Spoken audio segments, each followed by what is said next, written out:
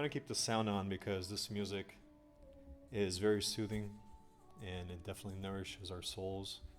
So it's nice to have it in the background. And unfortunately, I could not get the overhead projector to work, so you have to settle with me reading the passage. I'll read it very slow so you can understand it and reflect upon it. And today's passage is found in chapter 25 of the Gospel according to Spiritism.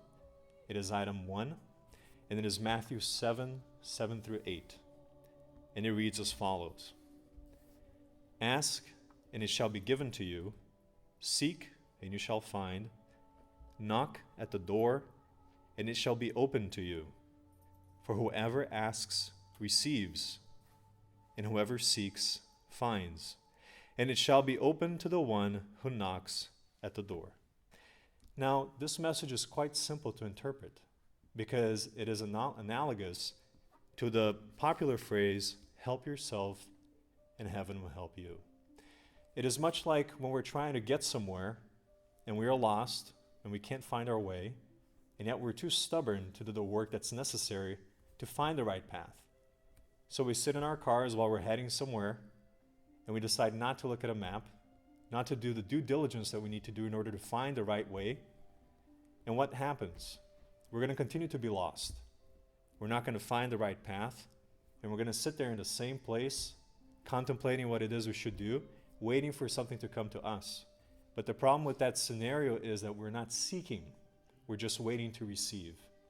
So how do we seek? Well, in this scenario, in this metaphor, we would use the faculties that God granted to us, the faculties of intelligence, our limbs, so we can get up, find a place that sells maps in this instance, go to the place and purchase a map, open it up, look at the details and the routes that are available, use our intelligence, which helps us to progress because we're using the faculty that God gifted to us, because intelligence is what helps us to advance and to learn more and to be able to glimpse a wider horizon and to understand our true essence. And thus, when we look at the map and realize the path or the direction that we really truly need to take, now we receive the solution. We sought, and now we've received. Now we know where it is we need to go. That's what's so wonderful about this passage, because it's simple to understand, and you can make many analogies about the material life to help one truly comprehend and understand the depth of this passage. And it's also like in the workplace. If you sit and you don't do anything, what are you going to receive? Not much, because you're sitting there expecting to get a raise, a promotion, some recognition. But if you're not doing your work, you're not going to get anything out of it.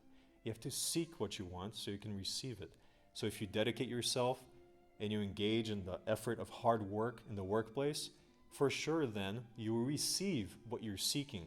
Because we want to receive many things in life, in this life, and we seek those out. And it's important to do that.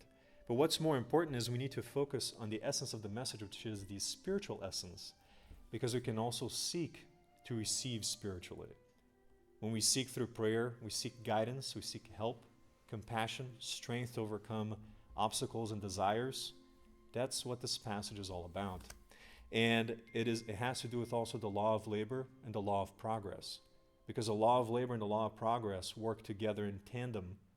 Because as we labor, as we grow, as we use the tools that God gave to us to learn, to become better in our jobs or in life, when we learn new methods, new processes, we progress. The field of cultivation becomes greater. Our plantation becomes greater. We can now water more seeds. So the duty that we have is greater. Our responsibility becomes greater. And the more we labor, the more we progress. The more we progress, the more labor we receive. That's what's so beautiful about this. And to finalize, Kardec explains this in item 3 of this chapter and in item 5 as well, very well and very succinctly.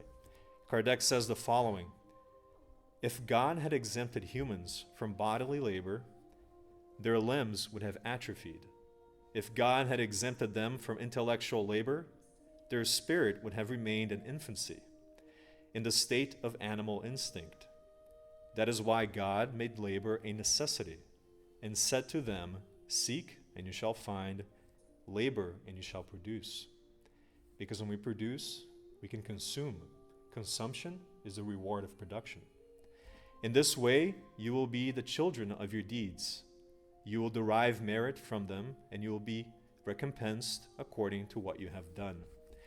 And the final statement, which is in item 5, will encompass the spiritual perspective of this passage. And it says the following: from the moral point of view, these words of Jesus mean, ask that the light may enlighten your way, and it will be given to you. Ask for the strength to resist evil, and you will have it. Ask for the assistance of the good spirits, and they will come to accompany you. They will serve as your guides. Ask for good counsel, and it will never be refused to you.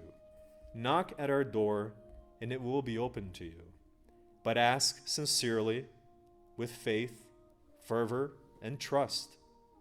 Present yourself with humility and not arrogance.